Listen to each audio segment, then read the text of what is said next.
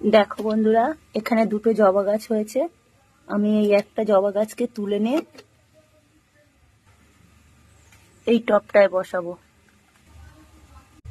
দুটো জবা গাছ একসাথে থাকলে খোলামেলা ভাবে বাড়তে পারবে না, আর ডালপালাও বেশি গজাবে না। তাই আমি একটা গাছকে এই টবটার মধ্যে সরিয়ে দেবো। এর আগেও আমি এরকম সরিয়ে দিয়েছি অনেক গাছই। দেখো, এই যে এই গাছটা দেখো, একটা গাছ ছোট্ট টবের মধ্যে কেমন ঝাঁকড়ালো হয়েছে। এর পাশেই আর একটা গাছ দেখো, ও একটা গাছের মধ্যে ঝাঁকড়ালো হয়েছে।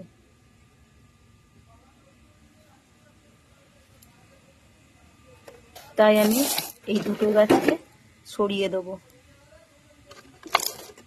একটা সরিয়ে দেবো আর একটা রেখে দেবো।